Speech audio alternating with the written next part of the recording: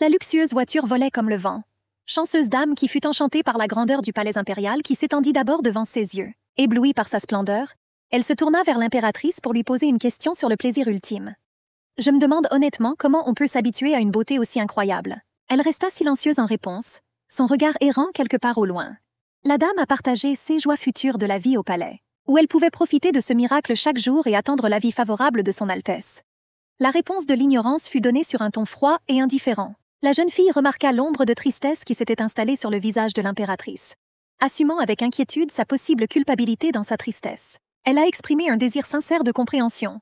La maîtresse, serrant les dents, resta silencieuse, car devant elle était assise la maîtresse de son mari. Il y a quelques jours au palais impérial, dans les luxueuses chambres de Sa Majesté, les servantes s'activaient, aidant leur maîtresse à s'habiller. L'une d'elles, la vive Soroka aux yeux brûlants, a partagé ses impressions de la promenade d'hier, où elle a rencontré un gentleman extrêmement beau. Dans le monde de l'empire des hommes bêtes, de telles rencontres n'étaient pas rares. La pie embarrassée gazouilla que le léopard avait presque transformé ses cheveux en plumes d'excitation. L'écureuil plus calme et le rossignol mélodieux se tenaient à l'écart, et retenaient à peine leur rire, observant la confusion de la fille. Après tout, même s'ils avaient une apparence humaine, leur essence bestiale était ressentie plus fortement. 5 ans se sont écoulés depuis que la maîtresse s'est installée dans l'empire des hommes bêtes. Bilouchka a prudemment suggéré d'ajouter quelques bijoux exquis à sa tenue, faisant allusion à son premier petit déjeuner avec l'empereur depuis longtemps, quand Sa Majesté aurait dû briller pour que son regard imprime à jamais son image. Soudain, la voix mélodieuse du rossignol interrompit le bavardage de la pie. La jeune fille fronça immédiatement les sourcils et s'excusa auprès de l'impératrice. Son Altesse lui assura d'une voix douce que tout allait bien. Il a dit que c'était juste un nom, et cela ne valait pas la peine d'y accorder trop d'importance, d'autant plus qu'une chose pareille ne se reproduira plus. Le cri soudain d'une autre femme de chambre faisant irruption dans la pièce annonça la terrible nouvelle. À bout de souffle, elle fit un rapport sur une femme qui portait le nom de l'empereur. La maîtresse a été choquée par la nouvelle. Pendant ce temps, dans le château, autour d'un somptueux petit déjeuner, Sa Majesté restait assise, impassible. Il entendit parler de l'arrivée de Titi dans le carrosse impérial, et il demanda à sa femme où elle se trouvait. En entendant cela, la femme devina instantanément que le rival portait le surnom impudent de Titi. Et avec amertume, elle demanda à son mari pourquoi il ne lui avait pas parlé plus tôt. L'empereur, rencontrant son regard avec un calme froid, accepta, laissant de côté le fait qu'il n'y avait pas eu de conversation sincère entre eux depuis longtemps. La femme a rompu le silence en lui demandant quel était son rêve. Avec un sourire, il a répondu que, selon les rumeurs, les nommés se sentent en paix face à leur sort. Le seigneur pensait que c'était une fiction, mais cela s'est avéré être vrai. Des câlins agréables, de la chaleur et de la tendresse. L'impératrice n'aimait pas son histoire insouciante à propos d'un autre. Avec un sourire à peine perceptible, elle lui a parlé de sa joie pour lui. Elle se demandait s'il y avait la même marque sur son corps. L'homme s'y est opposé, ne comprenant pas son inquiétude. Son Altesse a expliqué qu'en tant qu'impératrice, elle était tout naturellement préoccupée par ce fait, que son nom puisse être tatoué sur la peau d'une autre femme. D'un ton calme, Sa Majesté lui demanda si elle avait d'autres mots à dire. Se levant de table, il annonça son départ. L'impératrice exprima discrètement ses vœux de paix éternelle pour l'Empire. Mais le seigneur, impassible et silencieux, la laissa seule dans le silence de la salle à manger, couvrant ses lèvres tremblantes avec sa main pour réprimer ses sanglots amers. La femme ne put retenir ses larmes. Une image de leur jeunesse apparut devant sa vision intérieure. Elle était baignée dans la lumière argentée de la lune dans une clairière confortable de la forêt. Ils étaient allongés côte à côte, lui sous la forme majestueuse d'un loup blanc. Et la jeune fille était enveloppée d'un sentiment de paix et de confort incroyable dans sa longue et douce fourrure. Soudain, l'image bestiale disparut. Un beau jeune homme apparut devant elle, qui trouvait son apparence intimidante. Mais elle lui assura avec ardeur le contraire. Le jeune homme a dit que son nom, Sépia, fleurirait certainement sur sa peau, comme un sceau de leur destin commun. La fille haussa les sourcils de surprise. Il a expliqué qu'il existait une ancienne coutume dans le monde des hommes bêtes. Les noms de leurs condamnés figuraient sur leur corps. Sépia a nié avec un léger rire, considérant tout cela comme un conte de fées.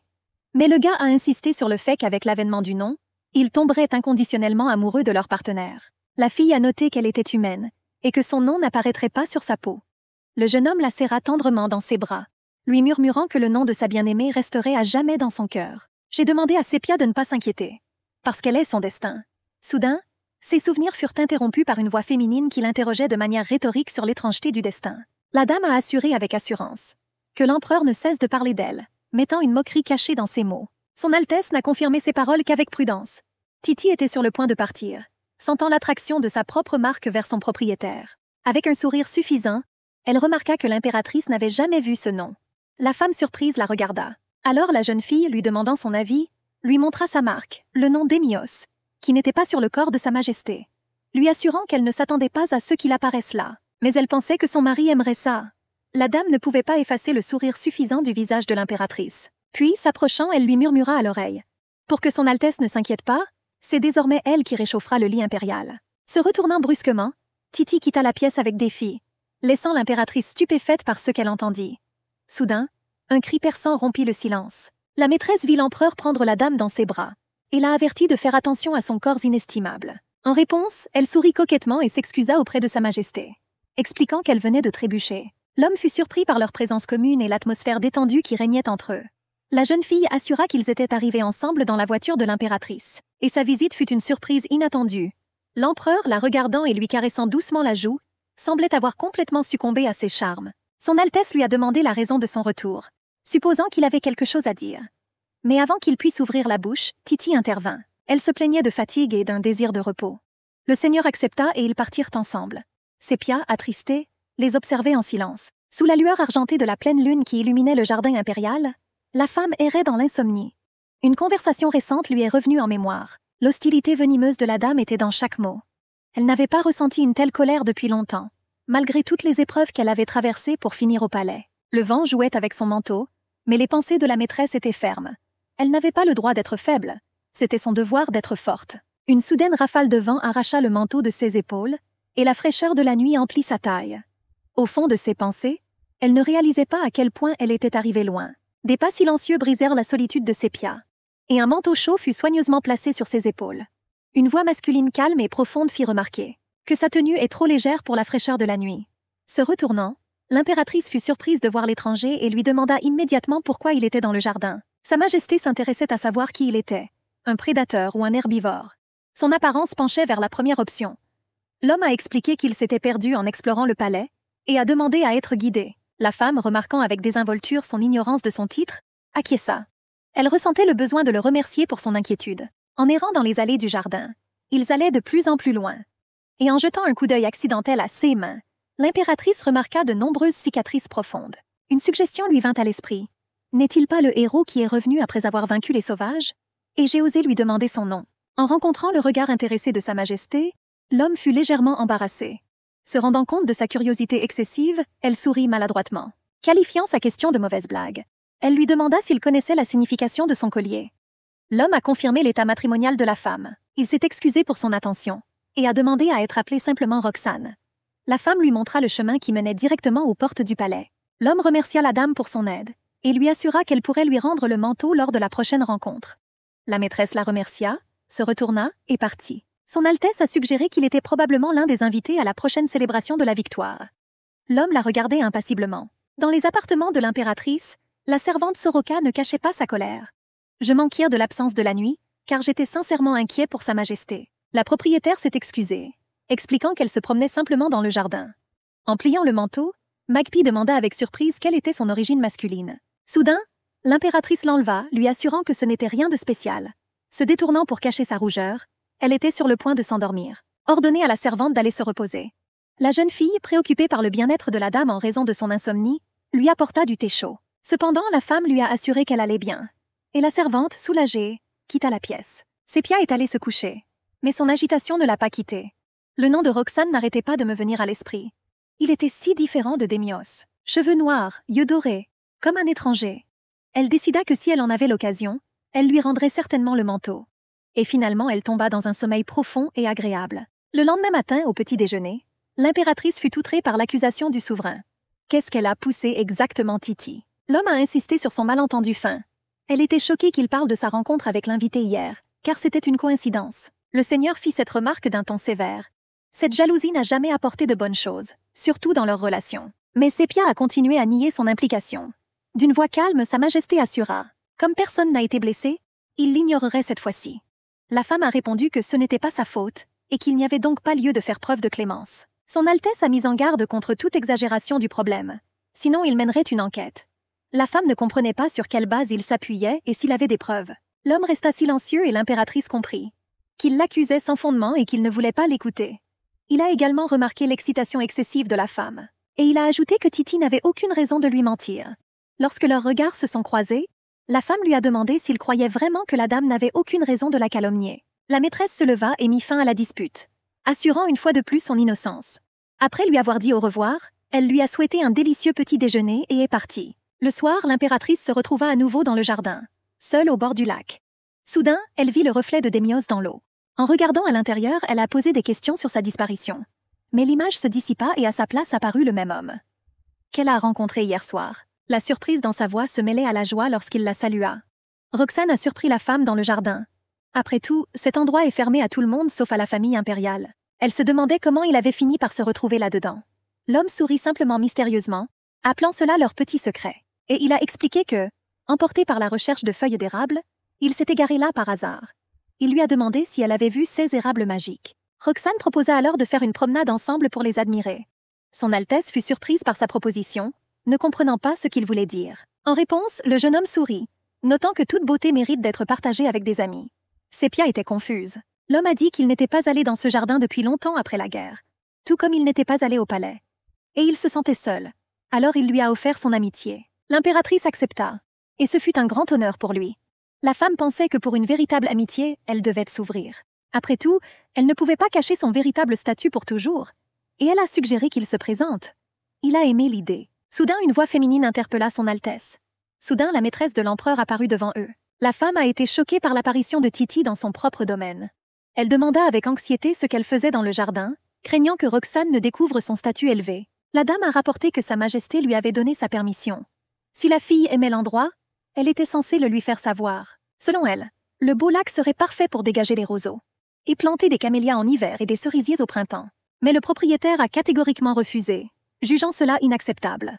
La dame, feignant l'innocence, ne comprenait sincèrement pas ces refus constants. Une rage furieuse s'empara de la femme. D'abord sa place, et maintenant les possessions impériales. Tout est devenu l'objet des empiétements de cette fille. Elle ne pouvait pas comprendre. Pourquoi cette personne impudente et arrogante a-t-elle été dotée de la marque de Démios de la part de la déesse? Sa Majesté a souligné qu'il s'agissait de l'arrière-cour du palais impérial, là où seuls les membres de la famille impériale avaient le droit d'entrer. La jeune femme était surprise car elle ne le savait pas. Puis elle se rendit compte que le gentilhomme appartenait également à la famille impériale. L'homme répondit qu'il était un ami de son Altesse. Titi ne savait pas qu'elle avait un petit ami. Mais elle était curieuse de savoir ce qu'ils faisaient ensemble. Roxane leur a assuré qu'ils voulaient juste faire une promenade. Souriante, la dame a convenu qu'une promenade était toujours merveilleuse. Mais elle s'ennuyait et voulait les rejoindre. L'homme m'a galamment informé que c'était impossible. Après tout, son seul ami est l'impératrice. En le regardant, Sépia comprit. Cet homme était un maître dans l'art de refuser. Soudain, la fille frappa dans ses mains et s'exclama qu'elle comprenait tout. Et elle a clairement fait allusion à leur relation. Et puis elle a ajouté que le propriétaire avait aussi un amant. Son Altesse et son mari furent stupéfaits d'une telle audace. La femme ne quitta pas Titi du regard sévère. Elle soupira de soulagement, innocemment, laissant entendre que Sa Majesté ne devrait pas être seule. Et s'approchant, elle demanda de ne pas s'inquiéter des ragots. Après tout, la dame n'est pas assez stupide pour les répandre. La maîtresse a fermement déclaré que son amie n'était pas une amante, et que les paroles de la fille étaient une insulte. Titi s'est seulement excusée, et a demandé à son mari si tout était vrai. Sépia remarqua comment le regard de la dame avait changé par rapport à la dernière fois où elle avait montré la marque. Ce soir-là, derrière le masque de la naïveté se cachait l'hostilité. Aux paroles de Titi, l'homme répondit que qui sait. Après tout, si elle-même était une maîtresse, alors peut-être considérait-elle tout le monde comme tel. Sa franchise impressionna l'impératrice. La dame, faisant une grimace coupable, s'excusa à nouveau. Elle se retourna brusquement et annonça qu'elle allait partir. En s'occupant d'elle, la maîtresse demanda à son mari « Est-ce qu'il est au courant de son lien avec l'empereur ?» Il a assuré que tout le monde dans la capitale était au courant. Sépia remarqua que le seigneur gâtait clairement la fille. Elle a également noté que l'hostilité ouverte de Roxane envers Titi pourrait faire de lui une cible pour le souverain. Avec un sourire, il demanda si l'impératrice s'inquiétait pour lui.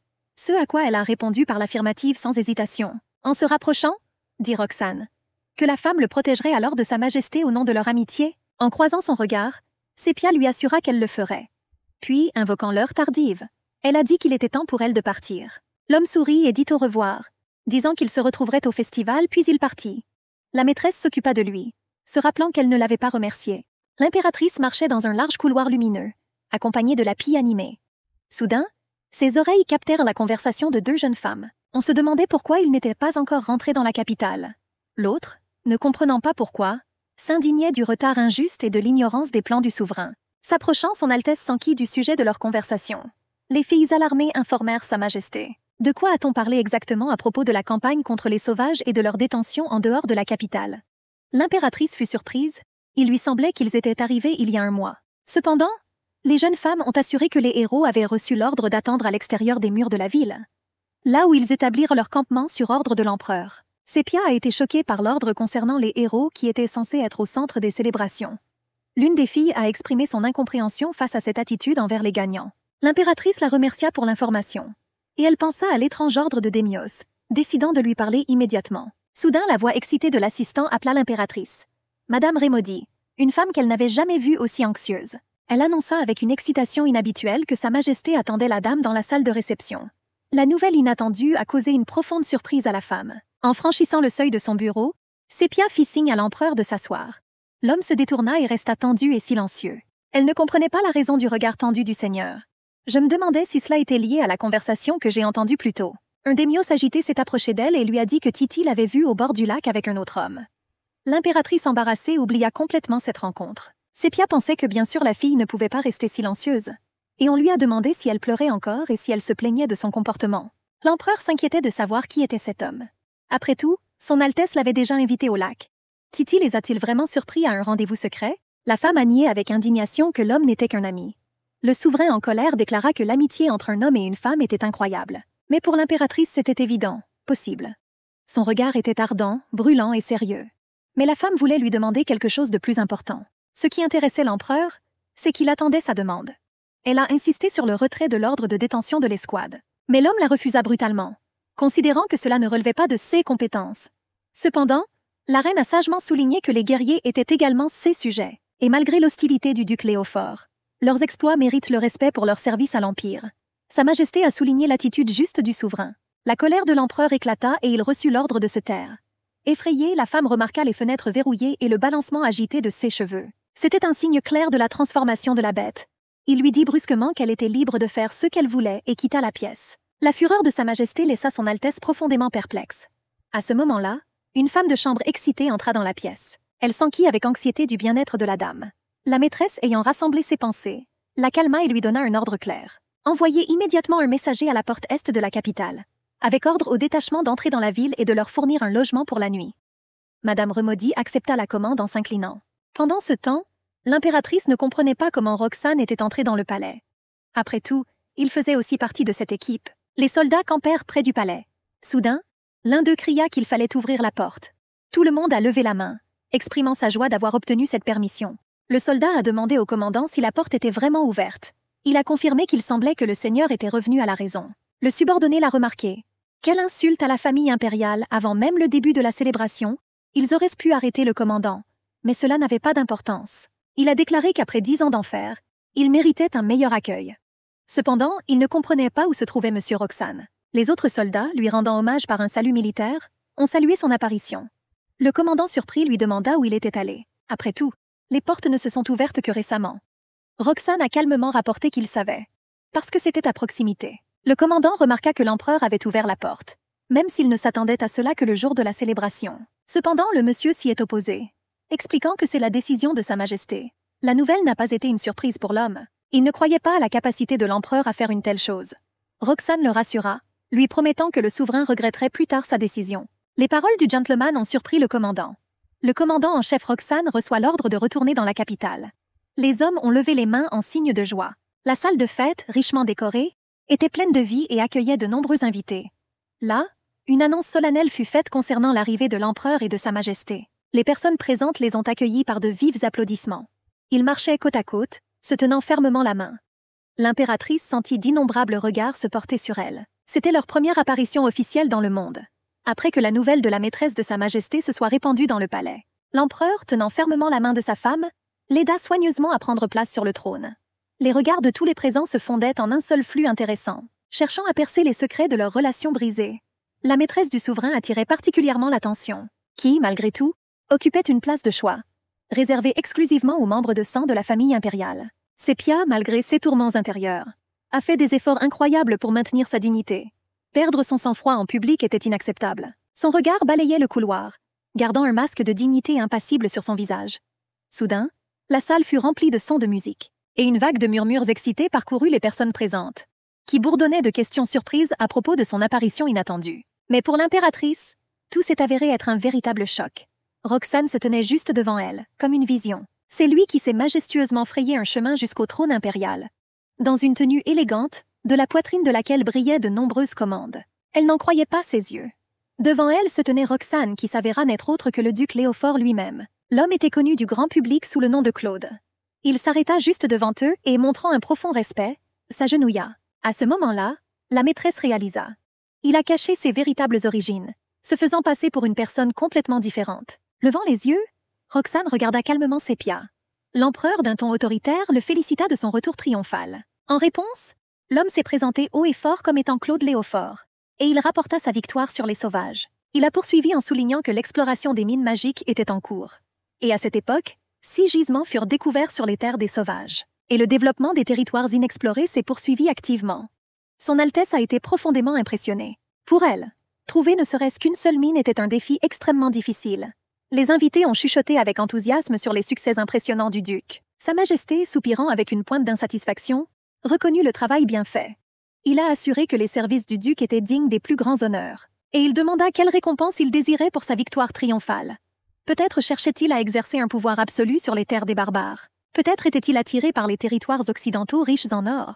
Mais l'homme déclara soudain qu'il ne recherchait que les bénédictions de sa Majesté. Ce qu'elle entendit stupéfia Sepia. Elle se demandait s'il avait vraiment demandé sa bénédiction. L'empereur a noté qu'une telle demande était généralement adressée au grand prêtre.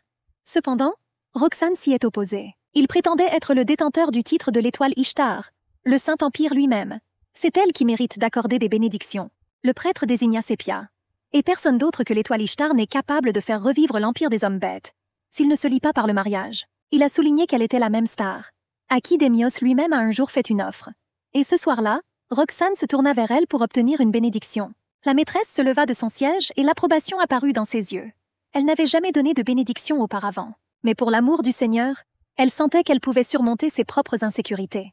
S'approchant de lui, elle posa sa main sur son épaule. Et pleine de dignité, sa Majesté proclama solennellement. Qui, comme l'étoile Ishtar, accorda des bénédictions au duc Léophore. Elle fut envahie par l'idée de mots d'adieu, qui ravivèrent dans sa mémoire une vieille conversation. Étranger solitaire, il aspirait à la compagnie et tendait une main amicale. C'est pourquoi la femme souhaitait sincèrement qu'il trouve sa véritable place dans la vie, et pour se débarrasser à jamais de la solitude oppressante. Ces mots sincères ont apporté de la surprise sur le visage de l'homme. Il prit doucement sa main, la porta à ses lèvres et l'embrassa. Il a également proclamé solennellement la prospérité de l'empire des hommes bêtes. La maîtresse sentit la chaleur se répandre sur son visage. Une musique solennelle remplissait la salle. Le maître de cérémonie a annoncé que Sa Majesté l'Empereur et Sa Majesté seraient honorés par la première danse. Démios et sa femme montèrent sur le parquet étincelant et la danse commença. Le Seigneur la regarda fixement. Et puis, avec une pointe d'ironie, il murmura à propos de sa présence perçue. La femme ne comprit pas immédiatement le sens des paroles de Sa Majesté. Avec un sourire venimeux, il assura qu'il parlait de l'amant de l'impératrice. La maîtresse s'enflamma d'indignation, niant catégoriquement les allusions à des amants. Cependant, son mari lui ordonna avec autorité de rester aussi loin que possible du duc Léophore. Elle ne pouvait pas comprendre la raison de son hostilité. Sepia a fermement déclaré qu'il n'avait pas le droit d'interférer dans ses relations personnelles. Se sentant complètement méprisée, elle a annoncé son départ immédiat. Soudain, Titi est apparue. Jetant un regard pitoyable à l'empereur, elle s'enquit avec anxiété de son bien-être, remarquant son apparence malsaine. Il lui a assuré qu'il se sentait bien. Étendant la main, il me demanda de l'accompagner. Elle s'exécuta, lui adressant un doux sourire et l'encourageant. L'impératrice réfléchit. Peut-être que la dame aimait le Seigneur parce qu'elle savait le faire sourire, contrairement à elle. Entre-temps, un cercle considérable de personnes désireuses de faire des connaissances s'est également formé autour de Titi. Elle a été chaleureusement accueillie, et elle a rendu la pareille avec une hospitalité sincère. Observant les événements se dérouler depuis la ligne de touche, Sepia était attentive. Plusieurs des personnes présentes cherchaient à faire des connaissances utiles avec la jeune fille. La dame a annoncé qu'en raison de sa propre maladie, elle n'était pas en mesure d'organiser le traditionnel bal des débutantes. Et j'ai été sincèrement reconnaissant pour l'accueil chaleureux et sincère. Soudain, un homme et une femme s'approchèrent de Titi, félicitant ardemment leur fille bien-aimée. La fille a répondu avec joie aux salutations de ses parents. Il y eut un murmure parmi les personnes présentes. Nouveaux venus, aristocrates provinciaux, qui a cherché à profiter de la situation de Titi. Un autre invité a confirmé l'hypothèse. Et elle a ajouté qu'elle avait entendu des rumeurs selon lesquelles ils auraient adopté une fille adulte, la faisant passer pour leur propre fille. Bientôt, le sujet de conversation s'est naturellement déplacé vers la personnalité du duc. L'une des dames a fait remarquer qu'il était encore plus impressionnant qu'elles auraient pu l'imaginer. Une autre a admis qu'elle avait auparavant considéré Sa Majesté comme l'incarnation de l'idéal masculin dans l'Empire. Mais maintenant, son cœur était plus attaché au duc. L'empereur était trop parfait. Sa beauté, selon la dame, surpassait celle d'une femme. Cependant, le duc Léophore semblait capable de protection. Son Altesse remarqua mentalement. Le pouvoir apparent de Roxane était inévitablement comparé au pouvoir divin de la famille impériale. Soudain, la mère de Titi apparaît à côté de l'impératrice, qui, avec un sourire narquois, demanda un cavalier pour sa majesté, et elle lui a immédiatement suggéré son fils aîné, Galard Louvre. La maîtresse, à son grand regret, connaissait bien la réputation du jeune homme de la maison du Louvre. C'était un libertin ivrogne notoire, et la simple pensée de lui la transperçait. Quelle femme accepterait de danser avec un tel homme? En s'approchant, le père de Galard a fermement affirmé que tout était correct. Leur fils est l'incarnation du vrai gentleman. Il a également ajouté qu'à son avis, les guerriers passaient trop de temps sur les terres des sauvages. Et qui sait quelles mauvaises habitudes ils auraient pu prendre là-bas. Les personnes présentes ont été profondément impressionnées. Après tout, des mots aussi audacieux ont été prononcés à l'encontre des héros de la célébration, et Sépia a senti un choc la transpercer. Peu de temps après avoir déplacé leur attention, l'un des invités fit une remarque prudente. Il y avait des rumeurs selon lesquelles Sa Majesté avait ouvert les portes à l'armée à l'avance. Une autre dame a exprimé une inquiétude manifeste. Après tout, la cérémonie de la victoire devait avoir lieu bientôt. Le comte Louvre, comme rempli d'une joie débridée, confirma la nouvelle. Et il m'a assuré que tout ce qu'il disait était absolument vrai. Il se tourna vers la dame aux yeux brillants, louant Sa Majesté en tant que dirigeant majestueux et juste de l'Empire. Il a également noté que le nom du grand homme est immortalisé à jamais en l'honneur de leur fille, Loup argenté et Biche blanche, et les a appelés le couple parfait. Titi s'approcha, avec un sourire narquois à peine perceptible et une innocence enfantine sur son visage, ce qui dissimulait habilement ses véritables intentions. Soudain, elle a admis que c'était en fait elle qui avait permis au détachement d'entrer dans la capitale. Ces paroles sont venues comme le tonnerre dans un ciel clair. L'une des dames qui se tenait à proximité haleta sous le choc, incapable de croire ce qu'elle entendait. Elle n'avait aucune idée que la dame pouvait être si attentionnée. Titi, sans perdre une seule goutte de sa confiance, se contenta de sourire avec charme. Elle a noté que ces personnes ont apporté une gloire incomparable à l'Empire, et elle a expliqué qu'elle souhaitait seulement qu'ils soient traités avec le respect et la dignité qui leur était due. C'est pourquoi elle a osé faire cette demande à l'empereur. Soudain, la voix en colère du commandant, pleine d'une véritable indignation, résonna dans la salle. Il s'est avéré que c'était l'impératrice elle-même qui avait ordonné l'ouverture des portes. Il se tourna vers Roxane, exigeant une confirmation que tout était bien ainsi. Le commandant en chef a confirmé ses propos avec dignité. Il l'a clairement déclaré que tous ces événements se sont déroulés grâce à la miséricorde exceptionnelle et à la détermination inébranlable de Sa Majesté. Le commandant, contenant à peine sa surprise, ajouta que la maîtresse non seulement les a laissés entrer, mais leur a aussi généreusement fourni un endroit décent où vivre. Le duc a noté que même ceux qui n'ont pas pu participer à ce triomphe, ils étaient infiniment reconnaissants à Sa Majesté pour sa gentillesse et sa prévoyance inattendue. Il y avait un enthousiasme débordant parmi les invités. Elle a été proclamée avec inspiration comme étant la véritable Ishtar. Après tout, avec l'arrivée de l'étoile dans l'empire des hommes bêtes, la paix régnait. Tous témoignèrent de sa bienveillance et de sa sagesse, la célébrant comme la mère de l'empire. L'attention du public s'est détournée de Titi, la laissant confuse. Elle observait les regards curieux et critiques des invités passer sur elle. Et le murmure silencieux se transforma en un vacarme incompréhensible. Personne ne pouvait comprendre. Pourquoi la favorite de l'empereur, si charmante et si innocente, a-t-elle osé se révéler être une menteuse? Perdue dans ses pensées, Titi, confuse, murmura d'une voix à peine audible qu'elle était certaine que sa demande auprès de l'empereur serait acceptée. Le commandant fut surpris et moqueur par son anxiété. Après tout, il est peu probable que le soleil de l'Empire se soucie des plaintes entendues dans la chambre à coucher. Les jeunes femmes présentes, remarquant son ton moqueur, commencèrent à se moquer ouvertement de lui, alors que la jeune fille ne faisait que s'enfoncer davantage dans le tourbillon de la confusion. Soudain, son père s'est levé pour la défendre. Il a demandé avec fureur comment ils avaient osé appeler sa fille une concubine, soulignant le manque de respect inacceptable. L'homme a ajouté qu'il savait que ces détachements étaient imprégnés d'un esprit sauvage et barbare. Soudain, la voix autoritaire d'un seigneur se fit entendre. Il se tourna vers le comte du Louvre et réprimanda ses subordonnés pour l'avoir insulté, soulignant qu'il ne réalisait toujours pas ce que tout cela pouvait devenir. En se retournant, l'homme reconnut Claude. Et à ce moment précis, d'une terreur incontrôlable et paralysante, de longues oreilles d'âne grise apparurent soudainement sur sa tête. Les personnes présentes ont éclaté de rire de manière incontrôlable en regardant cette transformation étonnante. Certains s'exclamèrent bruyamment sur la honte insupportable du comte. Monsieur Louvre, s'inclinant profondément, presque théâtralement, s'excusa auprès du seigneur embarrassé. Et puis, avec sa femme, il se dirigea précipitamment vers la sortie. La dame s'approcha prudemment de Roxane et dit d'une voix à peine audible que son père avait peut-être vraiment dépassé les bornes. Elle suggéra timidement. En signe d'excuse, Titi a voulu lui demander de danser. Le seigneur lui lança un regard rapide mais perçant, et il répondit poliment qu'il souhaitait dédier la première danse à leur bienveillante impératrice. La femme avait l'air profondément choquée, alors que la dame se sentait humiliée jusqu'au plus profond d'elle-même.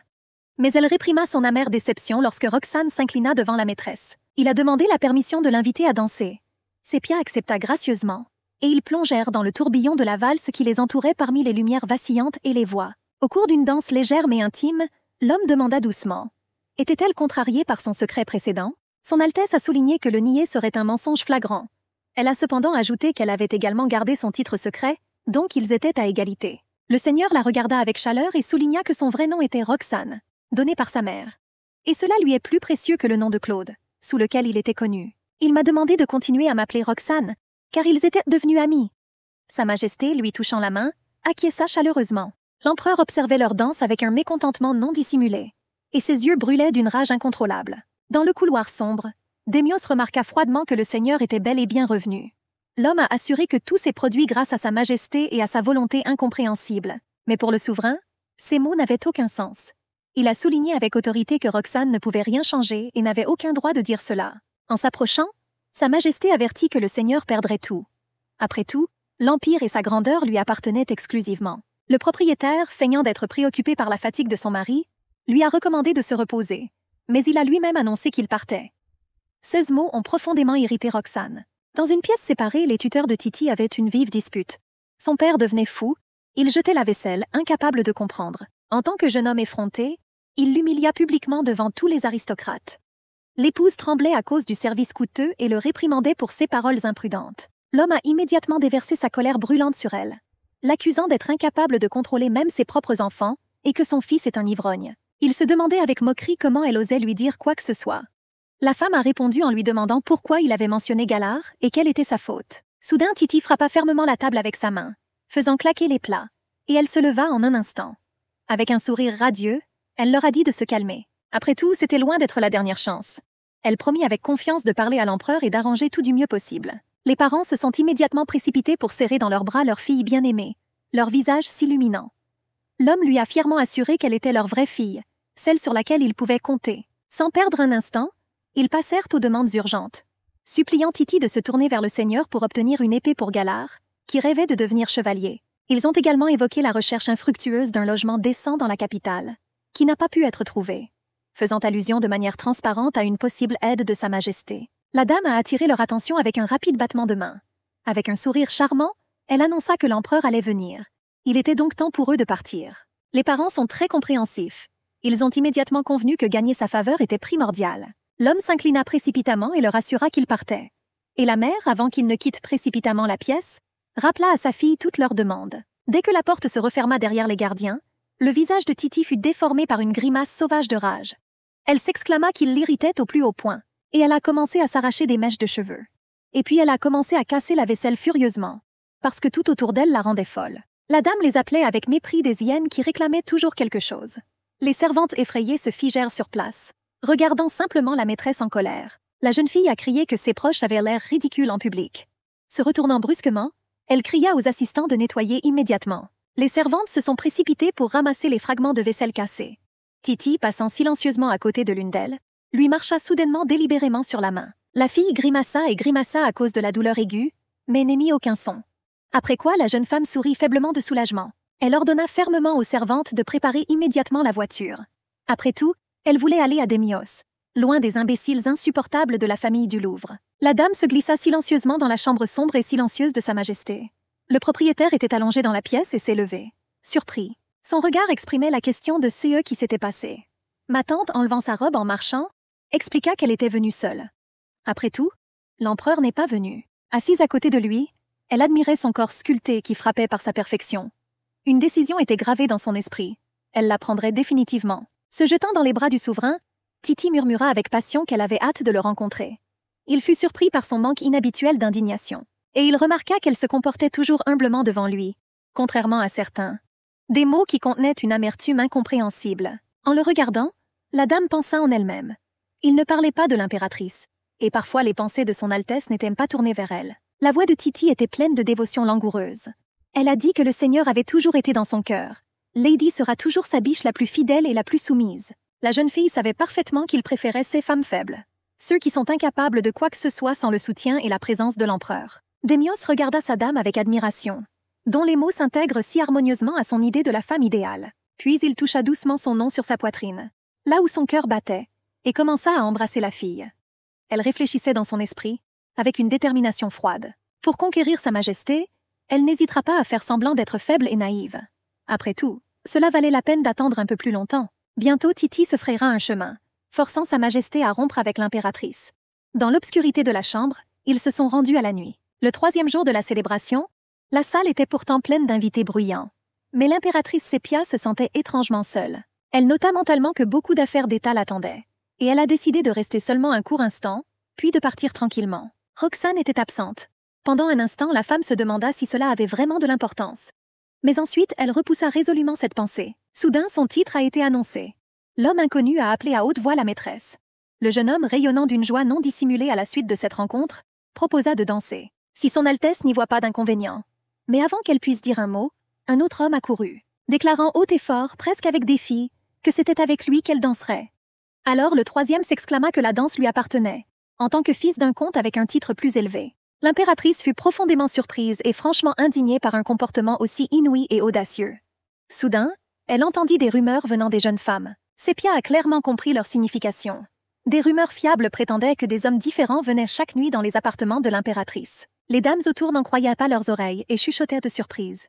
Mais Titi se tenait à proximité, un léger sourire satisfait figé sur son visage. Avant-hier, dans ses appartements luxueux, elle se préparait pour la soirée avec l'aide d'une femme de chambre dévouée. L'assistant, examinant attentivement la dame, remarqua avec inquiétude qu'elle avait l'air sans importance.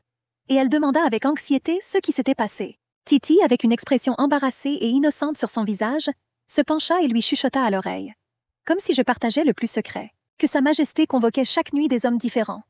La servante fut stupéfaite par ce qu'elle entendit, ses yeux s'écarquillèrent sous le choc. Mais la dame, baissant la voix jusqu'à un ton conspirateur, insista.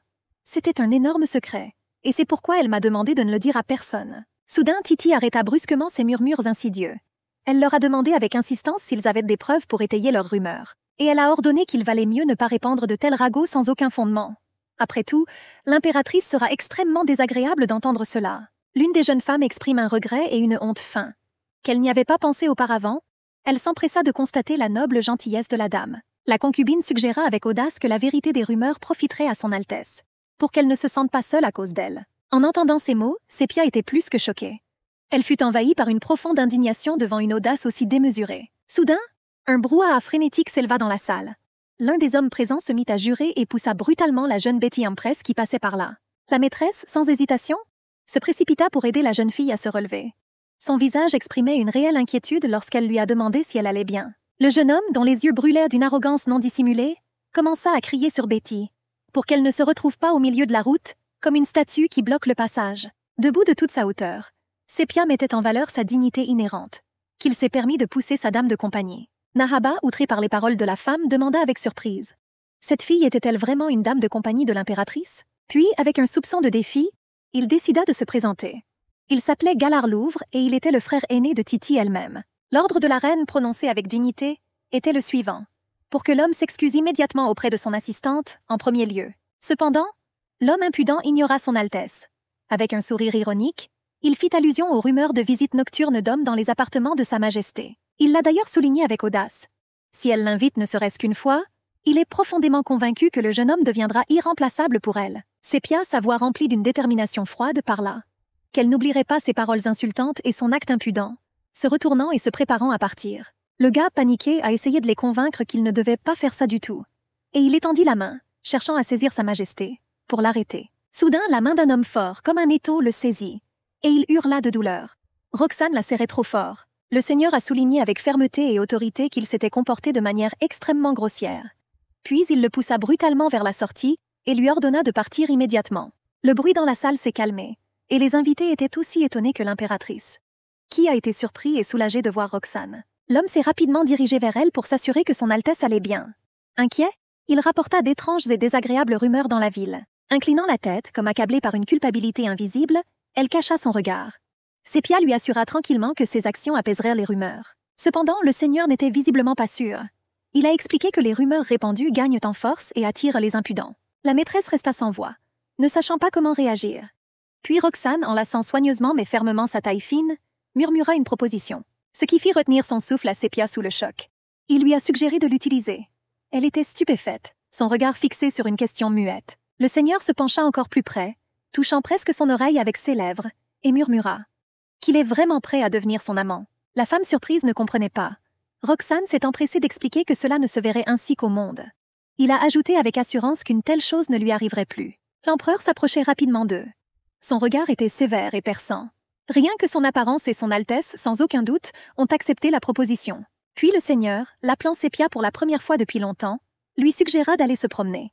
Elle était profondément choquée, car elle avait si rarement entendu son nom. Pendant ce temps, en les voyant si près l'un de l'autre, Dionysos semblait bouillir de rage.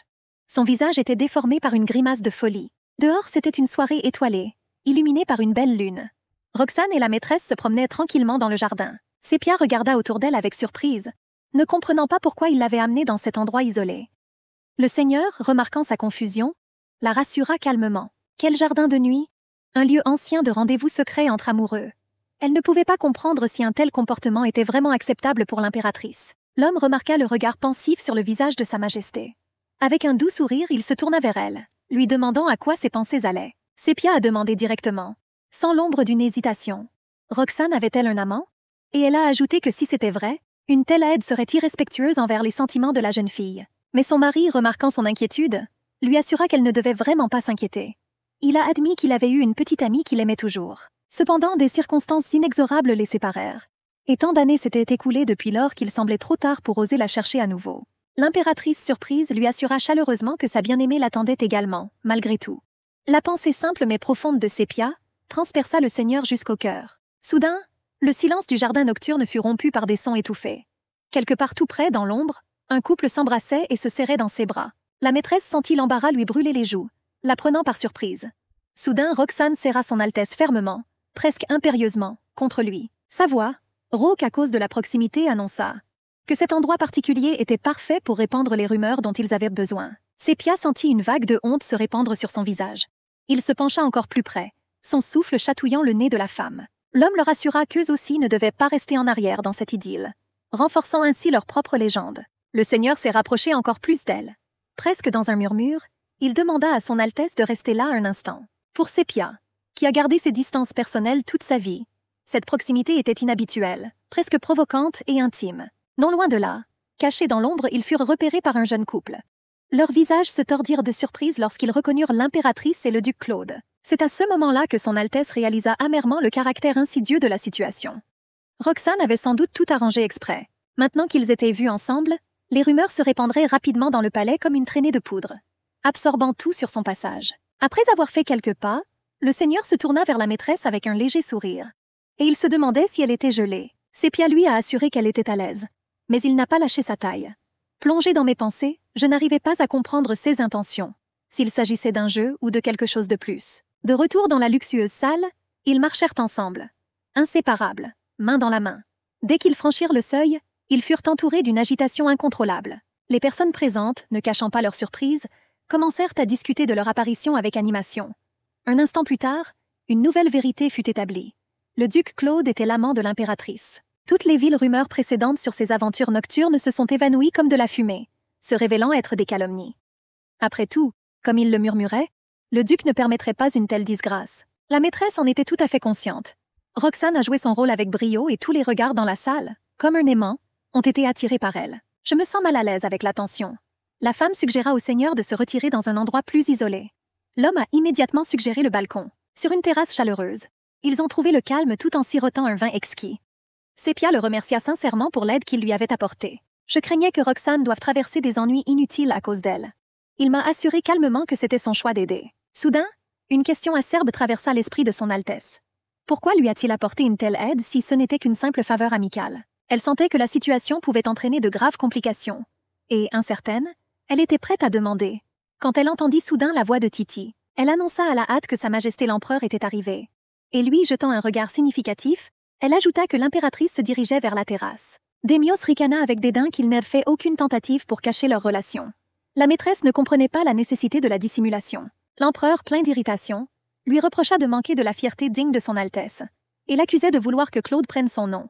La femme a essayé d'expliquer qu'elle essayait simplement de se débarrasser des viles rumeurs qui circulaient à son sujet. Il était outré par son utilisation cynique du duc. Roxane intervint résolument dans la conversation, assurant qu'il était le premier à offrir son aide à Sa Majesté. Son intervention, assura-t-il, mettrait fin à l'humiliation de l'impératrice. L'homme conseilla alors au souverain de prêter attention à une autre source de ragots. Je lance un regard d'avertissement à Titi concernant une rumeur potentiellement pire. Elle tressaillit visiblement d'alarme, et elle a immédiatement suggéré à Sa Majesté de déménager dans un autre endroit, soi-disant à cause du froid soudain.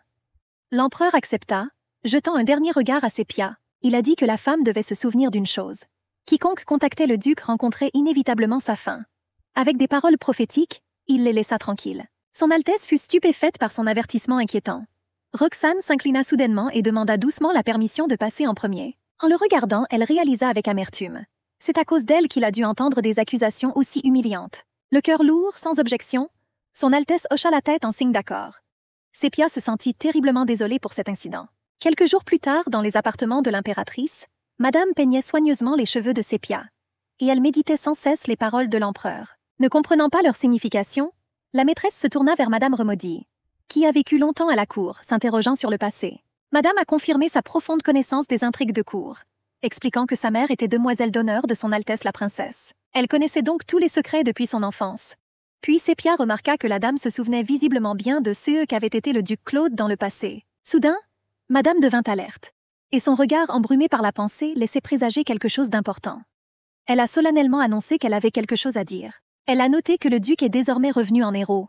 Mais il était une fois, dans sa lointaine enfance, un simple garçon malheureux, enveloppé d'un nuage de rumeurs sombres. Madame demanda alors si Sa Majesté savait que l'empereur précédent avait un frère aîné. Le puissant roi rouge Laximus. Claude Léophore était son fils. Elle a ajouté que le roi rouge, l'héritier légitime, avait abdiqué le trône au profit de son jeune frère, Gilles Luther. La naissance du jeune duc causa une profonde inquiétude à l'ancienne impératrice Erdiola, ce qui s'est rapidement transformé en peur non dissimulée. Un jour fatidique, le jeune Claude contracta une maladie étrange et incompréhensible. Cet incident malheureux a immédiatement conduit à la destitution de Laximus du trône. Toute sa famille, y compris l'héritière de la bête sacrée, elle se retrouva sous une suspicion implacable et vigilante. Madame rassura Sepia que le roi rouge et sa femme étaient extrêmement prudents face à la maladie. Après tout, ils savaient que l'impératrice traîtresse cherchait une raison pour accuser. Cependant, à leur grand regret, tous deux moururent d'une terrible épidémie. Choquée par la tragique nouvelle, son Altesse demanda avec anxiété ce qui était arrivé à Roxane. La dame a dissipé ses inquiétudes. Remaudy a expliqué que, heureusement, le jeune homme était revenu de l'étranger peu de temps avant l'épidémie, et j'ai miraculeusement évité l'infection. Cependant, le sauvetage miraculeux lui-même s'est avéré être son pire test. Les habitants de son domaine s'étonnent que la maladie lui ait échappé, et ils ont commencé à soupçonner quelque chose de sinistre à son sujet, ce qui a donné lieu à une méfiance profonde et accablante. De plus, de terribles rumeurs se répandaient. Il semblerait qu'il ait lui-même apporté avec lui la faim et la maladie. On disait même que le descendant de la bête sacrée était maudit. Sepia a rejeté avec colère la calomnie, la considérant sans fondement. Le pire, c'est que les rumeurs sur ses appartements sont devenues l'horrible vérité après que la femme de chambre l'a confirmé. Les mots prononcés par Démios sur le balcon résonnèrent dans l'esprit de la maîtresse.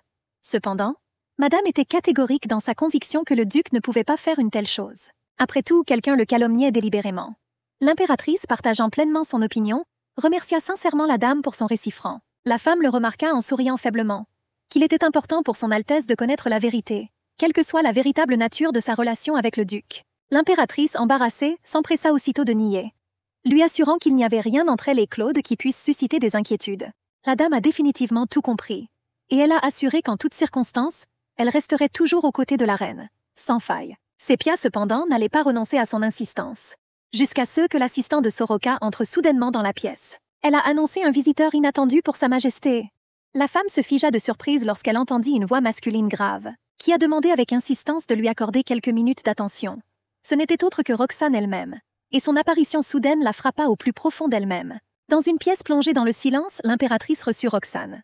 Assis face à face, Sepia réfléchissait aux difficultés de son enfance. Avec un léger sourire sur ses lèvres, l'homme remarqua que le regard trop proche d'une femme puisse l'amener à la mal comprendre. Son Altesse s'excusa timidement, admettant qu'elle n'avait pas compris les subtilités de l'allusion.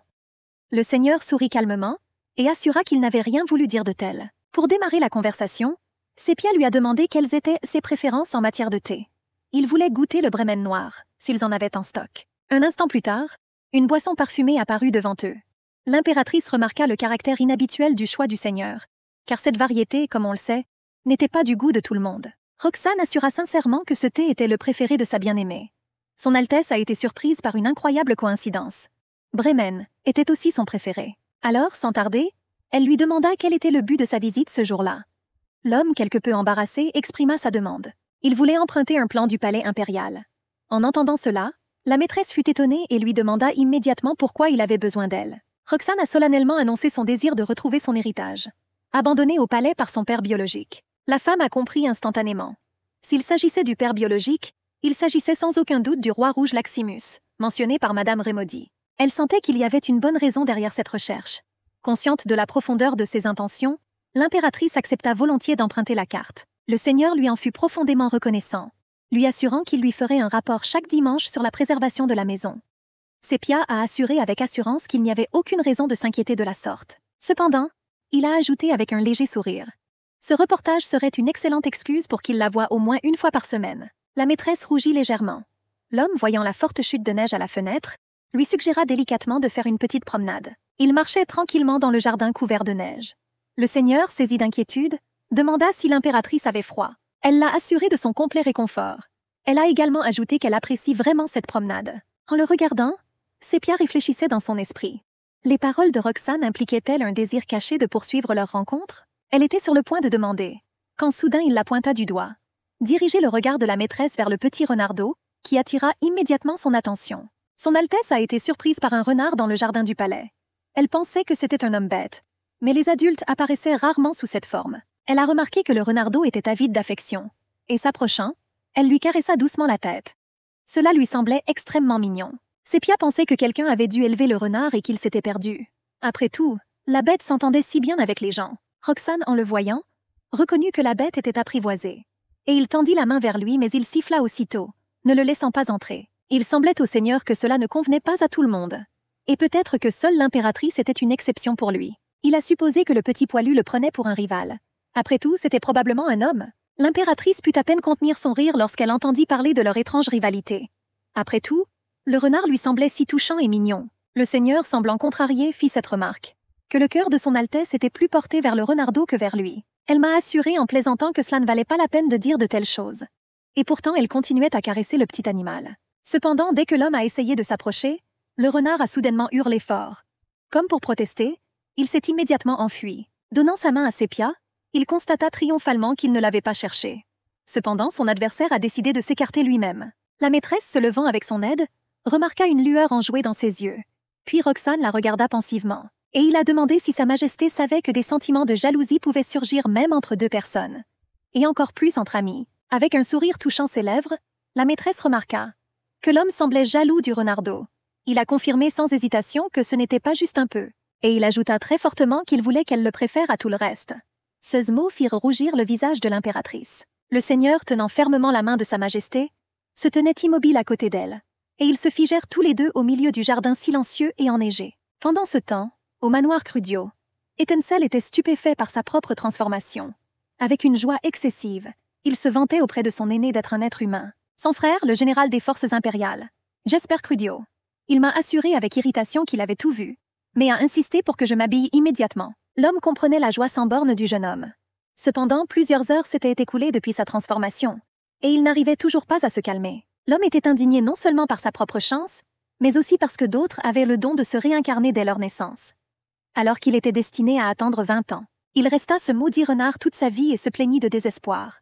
Que son frère est incapable de comprendre, même un peu, la profondeur de sa souffrance. Jesper, adoucissant son ton en s'excusant, osa néanmoins demander à nouveau. Mon frère n'allait-il pas revenir sur le sujet de l'impératrice? Étincelle affirmait avec passion que c'était son toucher qui l'avait aidé à se transformer. Cependant, le frère aîné a catégoriquement rejeté ces affirmations comme étant complètement absurdes. Le jeune homme expliqua avec enthousiasme que c'était exactement comme cela que cela s'était passé.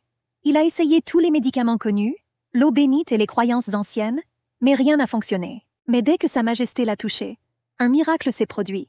L'homme épuisé avait du mal à croire à la sincérité inébranlable des croyances de son frère. Étincelle, ne comprenant pas son scepticisme, lui assura avec ferveur qu'il n'y avait aucune raison de douter. Après tout, la maîtresse, la star, c'est Ishtar. Le garçon a été guéri par son contact, ce à quoi le destin l'avait conduit. Le jeune homme admirait avec suffisance sa propre beauté, se qualifiant lui-même de beau. Il imagina involontairement qu'il pourrait même intéresser Sa Majesté. Le frère aîné contenait à peine son irritation, et lui a conseillé de ne pas rire. Après tout, la femme avait un empereur et un duc. Et par conséquent, il ne pouvait pas l'intéresser. Mais Étincelle n'écouta pas les paroles de son frère. Et il imaginait dans son imagination comment le nom de l'impératrice brillerait dessus. Il a rappelé des rumeurs selon lesquelles même la concubine du souverain avait reçu un titre en raison de son nom. Et il s'exclama que le véritable destin lui était arrivé. Jasper n'arrêtait pas de répéter que l'impératrice n'était que mortelle, et qu'aucun nom n'apparaîtrait sur son visage. Cependant, le jeune homme a assuré que personne ne pouvait le savoir avec certitude. Après tout, Sa Majesté, l'étoile Ishtar, est née par le destin d'un homme bête. Cependant, dès qu'il sentit cette odeur familière, tout se mit instantanément en place, et le jeune homme sentit qu'il était prêt à se battre pour elle avec ce mâle. Cependant, le frère aîné restait complètement confus. Le gars s'est tourné vers lui avec une seule demande. Lorsqu'il partira pour le palais, pour l'emmener avec lui. Il chercha à montrer à l'impératrice sa forme humaine. Un jour, Sépia et le seigneur s'engagèrent dans une bataille silencieuse derrière l'échiquier. Retenant son souffle, elle observa le front tendu du seigneur. Il réfléchissait à sa prochaine action. Un léger sourire se dessina sur ses lèvres. Un instant plus tard, la maîtresse annonça son geste décisif. La victoire était de son côté. En soupirant, Roxane admit une autre défaite.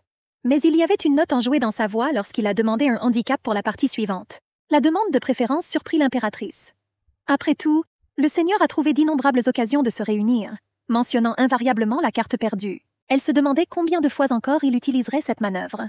La femme lui demanda prudemment s'il reviendrait au domaine familial après avoir reçu son héritage. Roxane a répondu que c'était probablement le cas.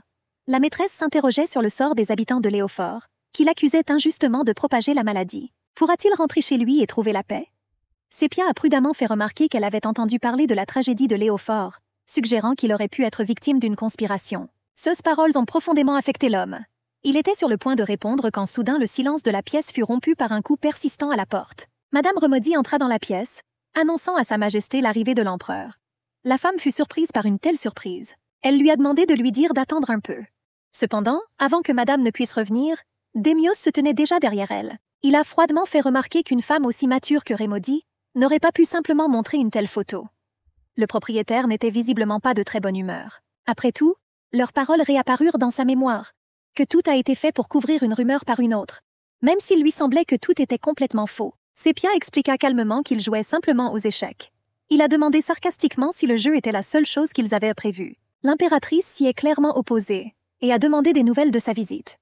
Il feignit l'indifférence et répondit qu'il ne pensait pas nécessaire d'avoir une excuse pour rencontrer sa femme. Se tournant vers Roxane, son Altesse s'excusa et lui demanda de quitter ses appartements.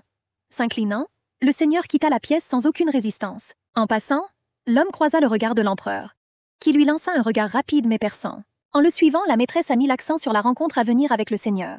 Elle a expliqué à Démios que leur conversation avec Roxane était planifiée. La femme a compris que ces visites ne cesseraient pas, mais elle m'a assuré qu'elle avait de bonnes raisons de le faire.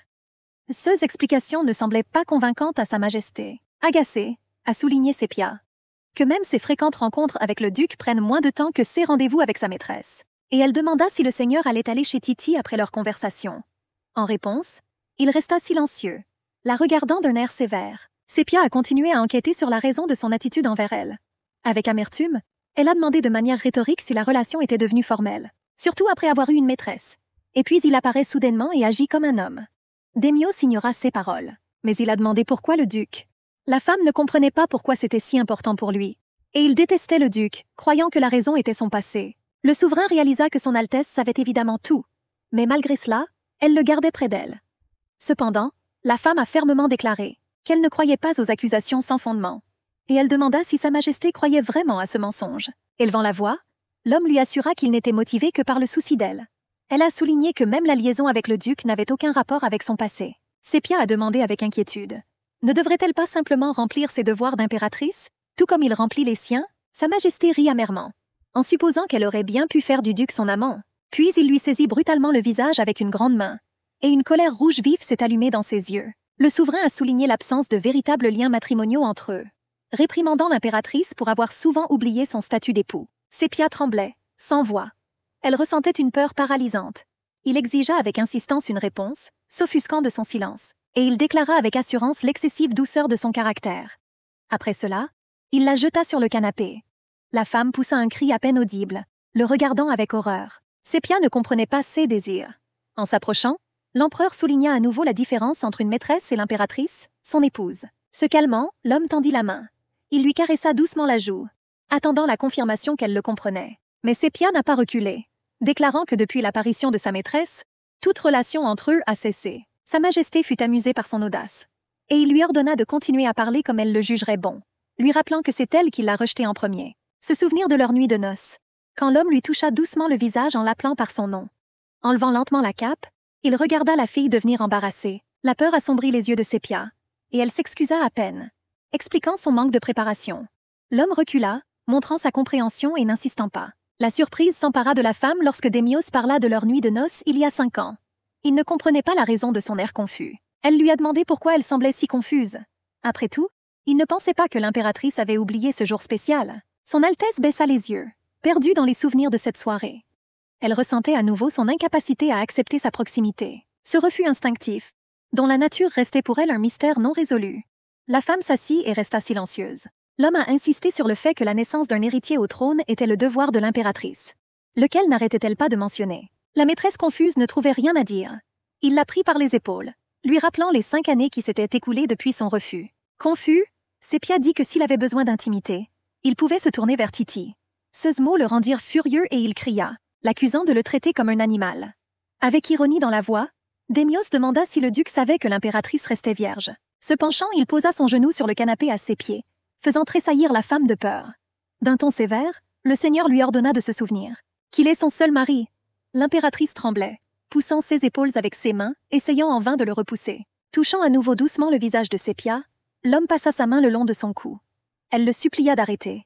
Mais le regard de l'empereur resta cruel et impérieux. Il a parlé avec audace, qu'il n'y avait rien de mal à ce qu'un homme veuille posséder entièrement sa femme, penché presque près de son visage. Et en plus de cela, il se demandait si le choix d'une femme était toujours la décision de son mari. Sepia ferma les yeux, répétant mentalement son incapacité. Son Altesse fut saisie de terreur et tout son corps frissonna. Il la regarda avec un léger sourire, remarquant sa peur. Démios, sans lâcher la femme, lui donna quelques conseils. Il est bon de peser ses devoirs impériaux. Puis il se leva et quitta la pièce. Roxane l'attendait dans le couloir. Le seigneur n'avait pas prévu cette rencontre.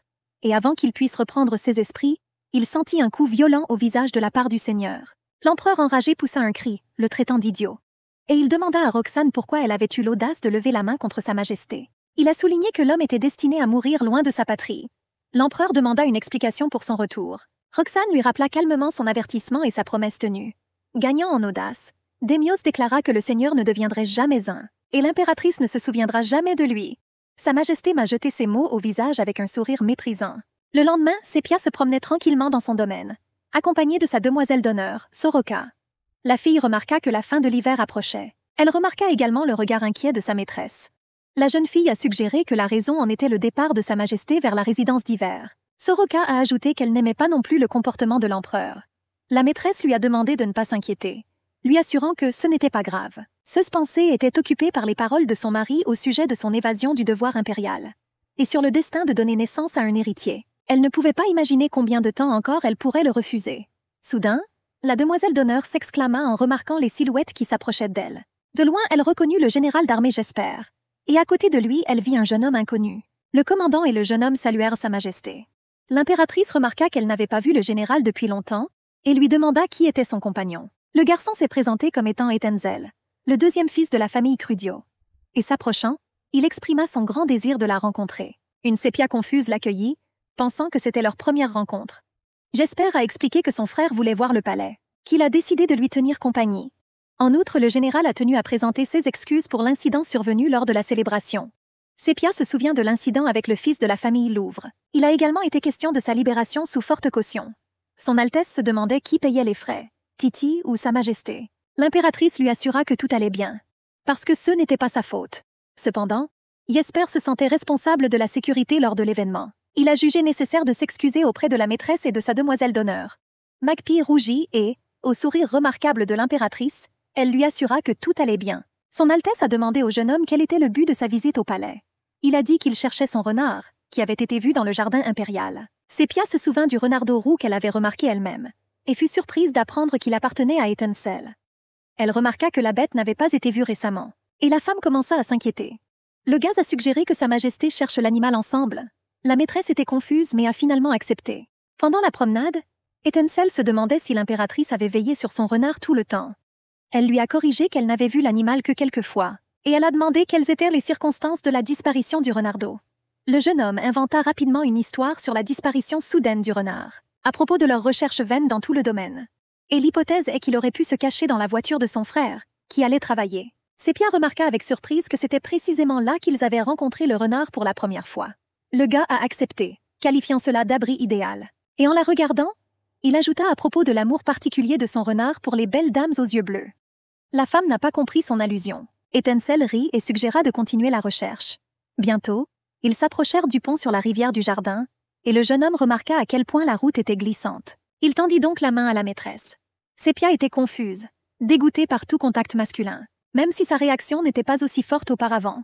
Elle ne comprenait pas pourquoi le contact de Roxane ne provoquait pas un tel rejet. Le jeune homme insista et l'impératrice lui offrit sa main à contre-cœur. Le gars a été surpris par la froideur de sa paume, exprimant son inquiétude quant à son état. Mais Sépia leur assura que tout allait bien, et leur suggéra de continuer leur chemin. Elle pensait que c'était peut-être le contact inhabituel qui faisait monter sa tension.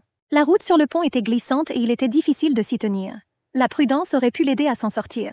Mais dès qu'elle fit un pas, elle sentit qu'elle perdait l'équilibre et tombait. Étincelle regarda impuissante alors qu'elle tombait. Soudain, un homme est apparu derrière moi. L'impératrice ne comprit pas immédiatement qui l'avait sauvée. Lord a fait remarquer qu'il fallait être prudent sur la glace. Elle le regarda avec surprise, de grands yeux bleus. Un souvenir de son enfance lui revint à l'esprit. Alors qu'elle et le jeune Démios marchèrent dans une forêt enneigée, ils ont failli marcher sur la glace.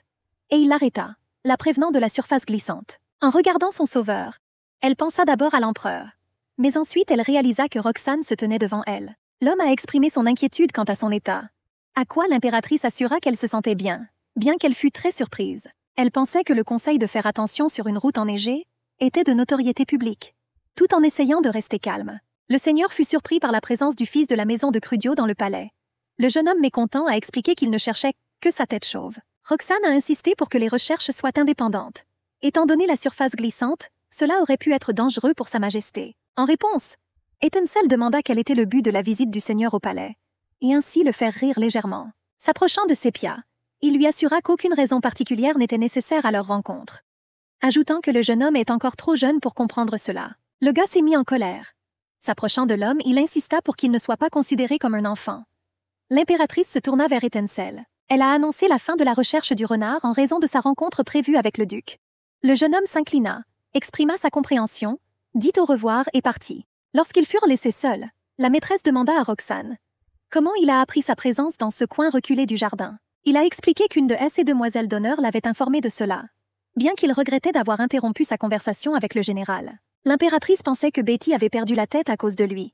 Le seigneur, juste au cas où, a averti la femme de ne pas trop faire confiance aux hommes inexpérimentés, laissant entendre que les apparences innocentes peuvent être trompeuses. La maîtresse n'a pas compris son allusion.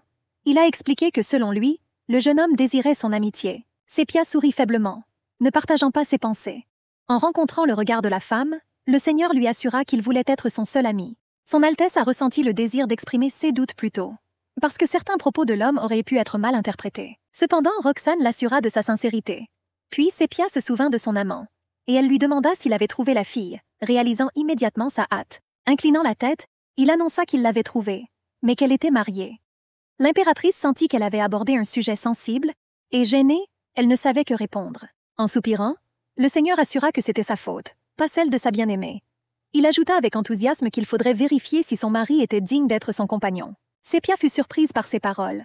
Mais il m'a assuré que cela n'avait pas d'importance, car ils étaient presque arrivés.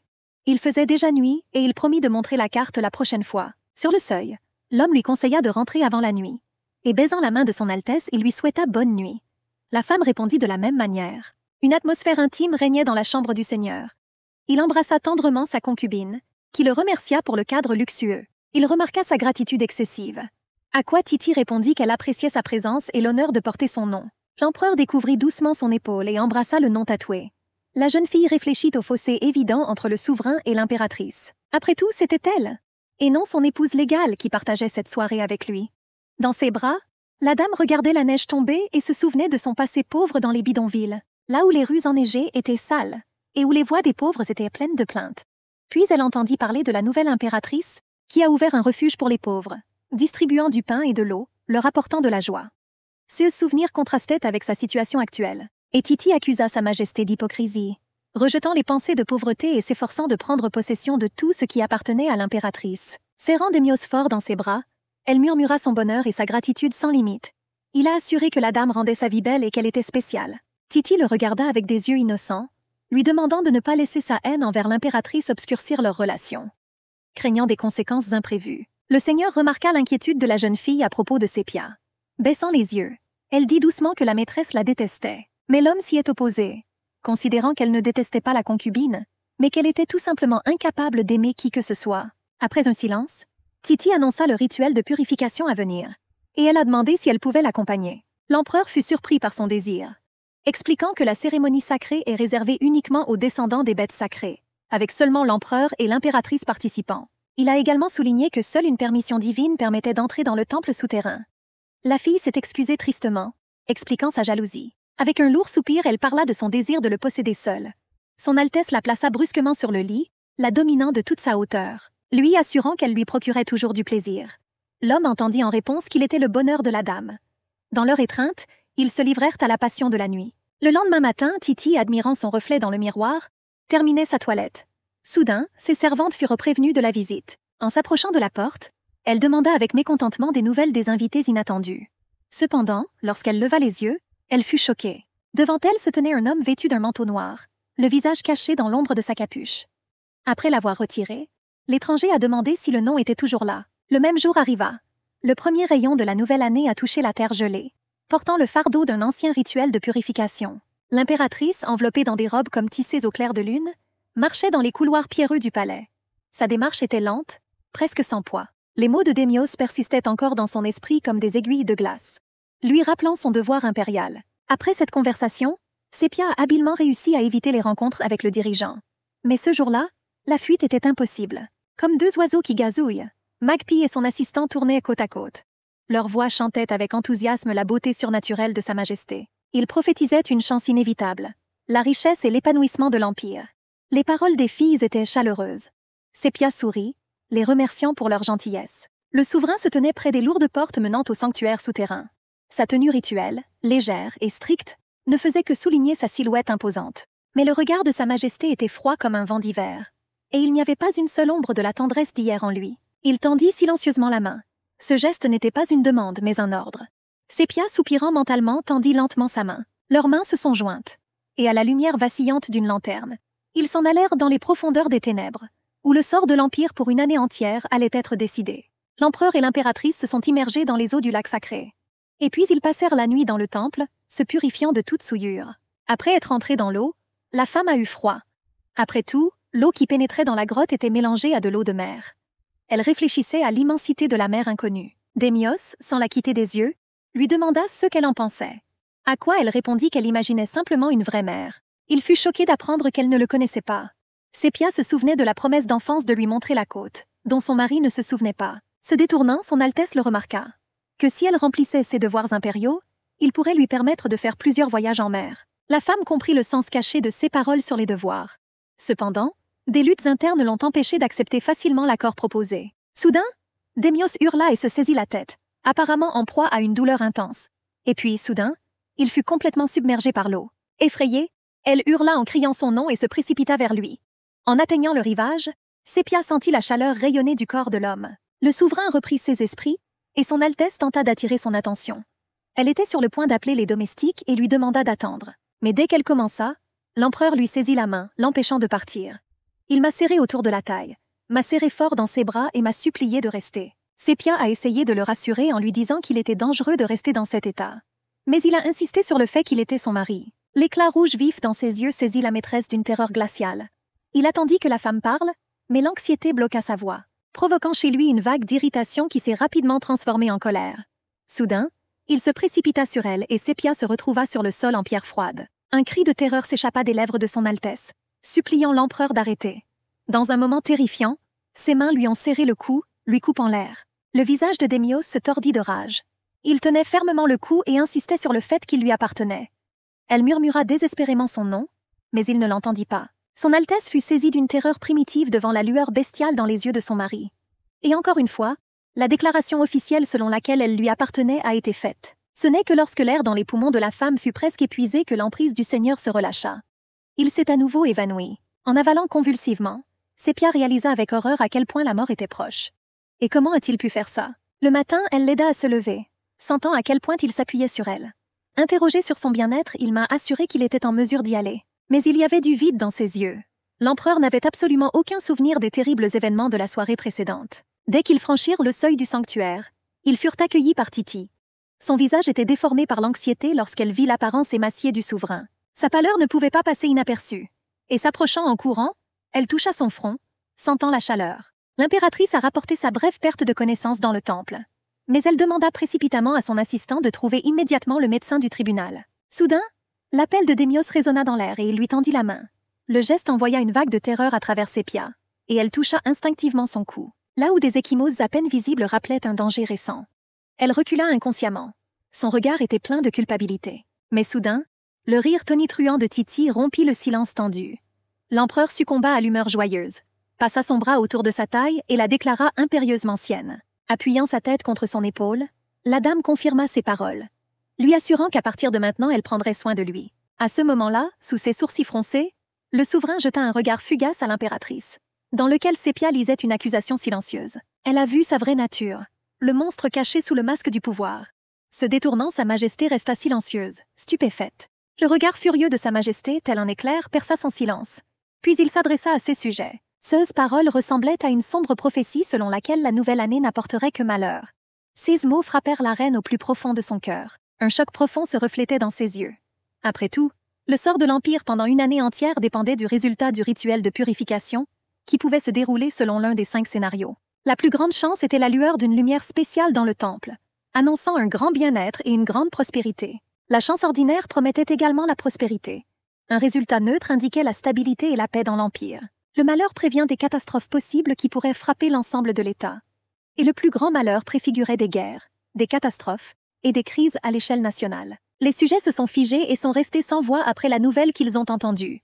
Puis leur surprise et leur anxiété se transformèrent en un murmure bas. Depuis que Sepia est montée sur le trône, la chance a toujours été leur compagnon constant. Ce qui aurait pu changer à cette époque restait incompréhensible. La concubine était stupéfaite et ne quittait pas l'empereur des yeux. Et elle demanda s'il ne devait pas se précipiter vers le temple, car son aspect était alarmant. Il hocha la tête en signe d'accord et ils disparurent derrière la lourde porte. Son Altesse les observait silencieusement du regard, ses pensées remplies de lourds pressentiments. Le seigneur, dans sa fonction, était absorbé par les affaires de l'État et par les conseils de ses subordonnés.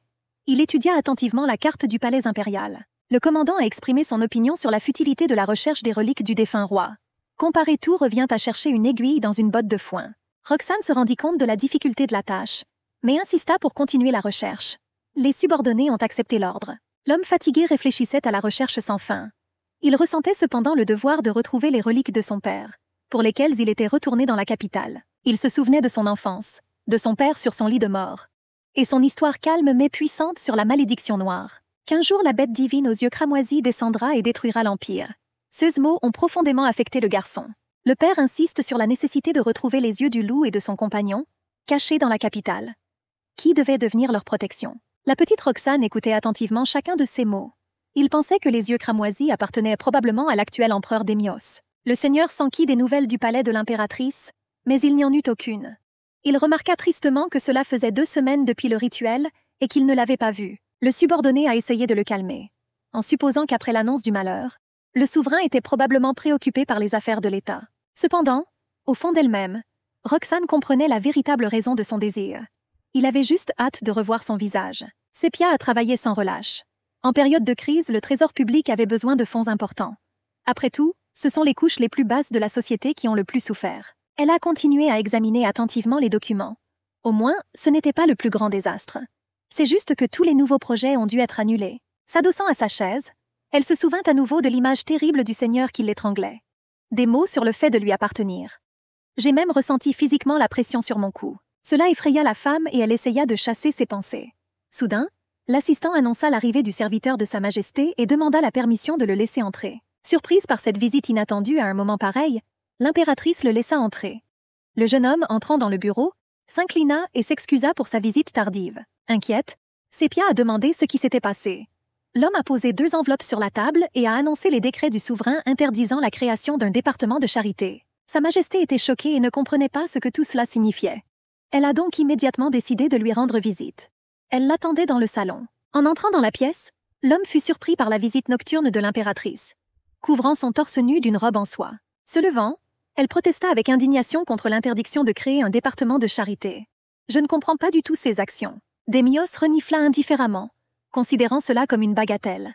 La femme a continué à s'indigner, soulignant l'importance de la charité. Son regard s'arrêta sur elle. Il pensait que l'impératrice s'était adressée à lui uniquement pour prendre soin des gens ordinaires dans les moments difficiles. Le seigneur rit et frappa dans ses mains, admirant son cœur noble et son tempérament véritablement impérial. Sépia le regarda avec colère, comprenant son intention de l'humilier. Soulignant son respect, il a expliqué comment le souverain avait cherché à faciliter son oubli. Son Altesse ne pouvait pas comprendre ses paroles. L'homme a annoncé qu'il avait transféré le budget alloué à la charité à Tita.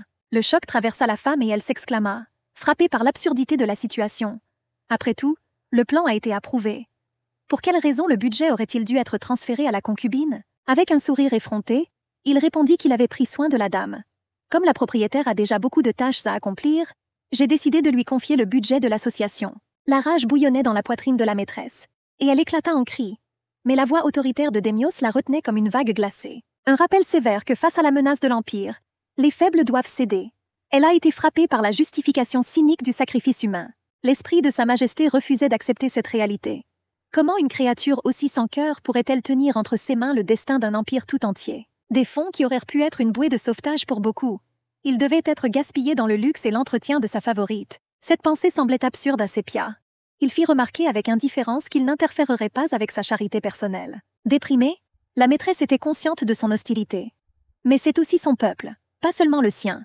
Et le devoir de prendre soin de lui incombait à toute la famille impériale. En réponse, la femme entendit une froide accusation de son propre mépris pour lui.